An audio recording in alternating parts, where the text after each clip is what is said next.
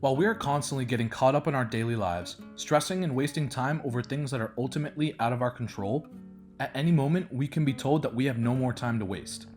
In November of 1999, Arthur P. Boyle would learn that he only had 6 months to save. Artie Boyle's story starts well into his life with his 12 kids and wife Judy in the town of Hingham, Massachusetts. Fate then came knocking on Artie's door one day after he kept noticing rapid weight loss and was encouraged to see multiple doctors. Massachusetts General Hospital would then break the news over his head like a ton of bricks. Arthur had renal cell carcinoma, a cancer of the kidney. Instantly, Artie felt devastated, feeling for his family for the possibility that he wouldn't make it. The decision was to move quickly to stop the spread of the disease, as extraction was their only viable means of stopping it. Chemotherapy was not an option for this cancer, and therefore the dangers and margin of error were tightened severely. Though it was tough, Judy's stoicism and roots in prayer led her to look to God, something Arthur would still have yet to attempt. Prayer and the Lord would soon become the Boyle family's greatest ally. Judy began to look to healing priests who she believed could help his situation.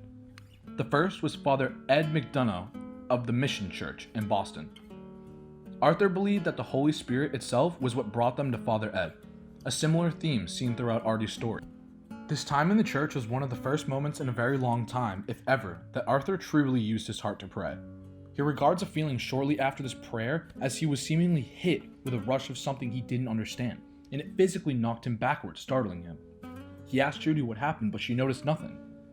Father Ed proceeded to place his hands on Artie, and then warmth rushed over him from his waist to his head. His color miraculously turned back to normal, and he felt better. Artie tested his blood levels the next day, and they had improbably turned back to normal. The first of Artie's suspected miracles was seen as he was shown that a protective membrane had grown between the pancreas and the kidney tumor, stopping the spread of the disease. This was what Arthur believed to be the healing that he received in the church. Good news rushed over Arthur as doctors told him that his cancer had been miraculously healed. For months, Arthur was finally able to return to his life. He never forgot God, but began to leave the feeling of having to depend on him.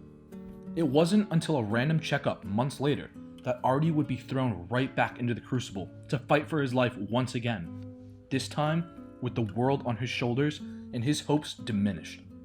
His cancer had returned in his right lung with 3 tumors, and it looked worse than before. It was at this point Medjugorje came into the picture.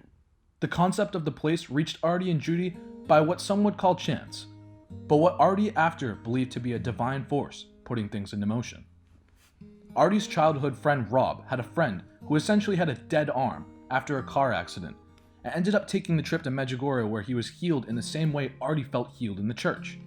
Kevin, the other close companion of Artie and soon-to-be travel partner, would then inform Arthur of Medjugorje and attempt to save him.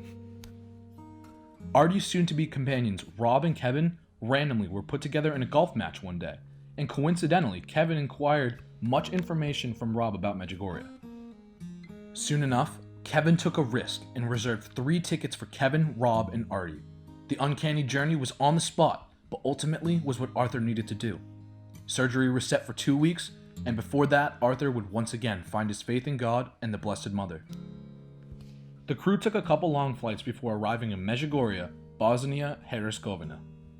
They had arranged a guide named Zelshka, who was knowledgeable about the apparition of the Blessed Mother on Apparition Hill. Zelshka never saw the Blessed Mother herself, but was raised by the visionaries who had. One of whom was a woman named Vika, who had a strong connection to Mary, who Artie had hoped to be prayed over by. Unfortunate news hit the crew when Zelshka told them Vika could not see them, but by mere chance when the crew was getting souvenirs and happened to stay much longer past when Artie usually shops, Vika miraculously popped into the same store as them. Taking the opportunity, Artie was prayed over in an emotional display of faith inside the store, and Kevin and Rob could feel warmth radiating from Artie, making them so hot they sweat. Artie, Kevin, and Rob eventually made it back to Medjugorje to travel up the infamous Apparition Hill, after Vika agreed to pray for Arthur in Rome later that night. This prayer resonated with the crew and Arthur felt unstoppable. They made it to the top of the hill, proceeded to pray the requisite Our Father, Hail Mary, and Glory Be repeated 7 times, and after, they all felt an immense sense of peace. After this, Kevin went to confession and met a wonderful priest, and he encouraged Artie and Rob to return and confess after they already had confessed prior when they got to Medjugorje. The experience was thorough, and Arthur learned how important the sacrament of confession really is. He remarks, "I began to realize that healing isn't about winning, it's about surrendering." Artie was able to surrender himself to God, and that allowed him to feel peace and comfort. Arthur and the crew went back to Cross Hill, where a blue-colored cross was stationed at the top for people to literally bring themselves to the foot of the cross to worship and ask forgiveness. On the way up, Arthur felt a pain in his lung that he ascertained to be the tumor. Once to the top, Arthur, Rob, and Kevin all brought themselves to their knees and lashed out into the sky, storming heaven with their emotional and triumphant prayer in a last effort to ask God to heal Artie. Their cries swelled profusely until they ceased, and then peace overcame them in that moment, a moment that they will never forget.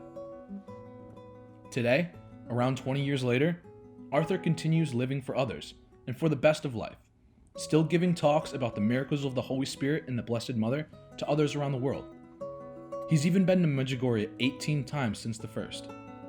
I asked Arthur how he generally found more peace since returning from Medjugorje, and how has he been tested? But in the last 20 years, there's been a lot of dark times. I've given many talks, hundreds of them around the world, which has picked me up every single time I get to speak because it brings me back to when I was healed, and it gives people hope. And all of my job is really to tell people how I think they can be healed and give them hope, because a lot of doctors don't give hope, especially when it's stage 4 this or that or whatever. So there's been dark times. Even Mother Teresa, when people ask her, was God always with you? She said, no, pretty dark. I just always had the faith to know he was there. This is Arthur's home here in Hingham, Massachusetts, where his story began and where it still continues today. After COVID-19 ends, he's going to hope to get back out and give his inspirational talks to the rest of the world, as he does with his current life. Reporting to you from the Broadcast News Production Department at Sacred Heart University, this is Quinn Sullivan.